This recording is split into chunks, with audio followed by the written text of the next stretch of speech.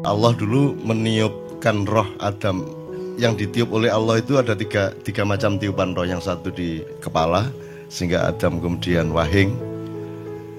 Terus ditiupkan di dada, di hati, kemudian ditiupkan di perut dan syahwat. Itu yang ketiga. Itu pilihan bagi manusia mau mengelola hidupnya dengan kepemimpinan akal atau kepemimpinan hati atau kepemimpinan syahwat kan gitu, atau dan butun ya, perut. Satu. Nomor dua, referensinya kalau Anda nanti pulang ada yang sempat besok lah ya gitu, baca surat An-Nur ayat 35. Di situ ada idiom dari Allah. Miskah itu artinya dirimu. Nah, di dalam dirimu itu ada misbah. Misbah itu artinya hatimu. Kemudian al-misbahu fi zujajah. Yang ketiga zujajah.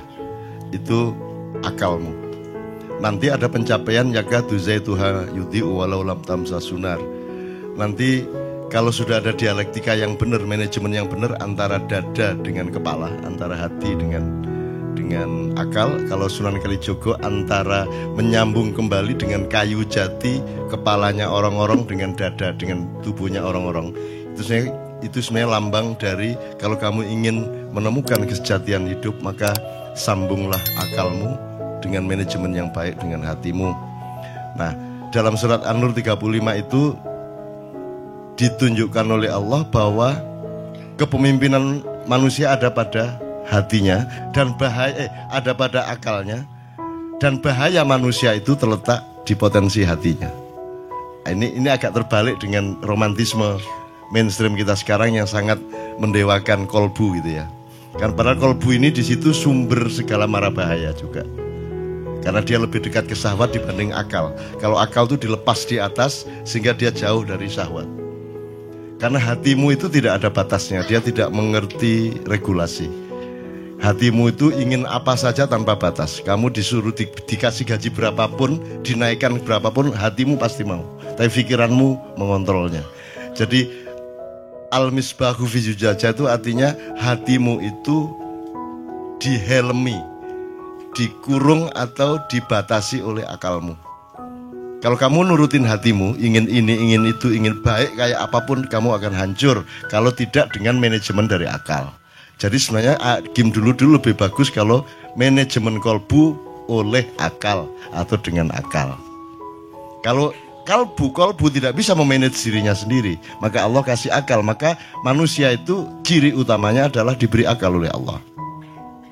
Itu kalau Anda lihat bolam ini, itu bolamnya ini kaca yang menyerubungi cahaya itu, yang menyerubungi kabel yang pijar itu namanya akal. Nah, dalam hidup manusia jangan sampai arus cahaya di kabel positif negatif yang ketemu itu melelehkan kacanya. Jadi akal yang mengatur arusnya berapa, wattnya berapa, sehingga tabungnya itu juga menjadi maslahat kedua-duanya, tabung maupun pijarnya. Nah, banyak manusia yang disebut hasad karena di dalamnya penuh arus hasad, maka kacanya pecah, kacanya meleleh, zujajahnya meleleh. Dan itulah yang terjadi di Indonesia. Kalau Anda membaca konstelasi apapun saja itu semua versi kedengkian A atau versi kedengkian B sesungguhnya. Tapi saya tidak bisa ngomong panjang, tapi kuncinya seperti itu, coba Anda teliti kembali. Semua konstelasi yang disebut itu sebenarnya konstelasi yang berasal dari kedengkian suatu kelompok kepada kelompok yang lain. Nah, jadi pikiranmu itu yang makanya kesehatan sumbernya bukan hatimu tapi pikiranmu, karena pikiranmu yang mengatur hatimu. Jadi orang mencari kemerdekaan itu jangan benar-benar mencari kemerdekaan. Kemerdekaan itu jalan untuk menemukan batasan. Jadi yang kita tuju itu batasan.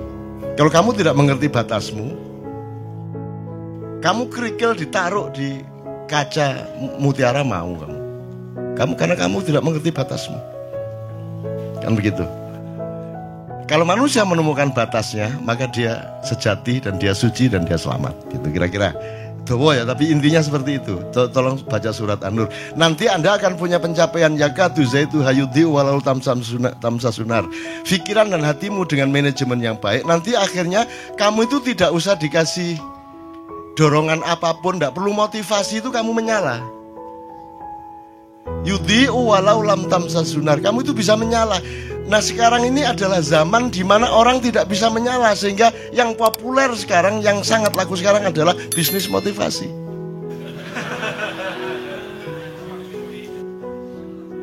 Ya toh? Motivasi. Lu kurang apa kamu mencari motivasi? Karena tidak benar manajemenmu itu. Masa sih kata sembahyang butuh motivasi, kata berbuat baik butuh motivasi.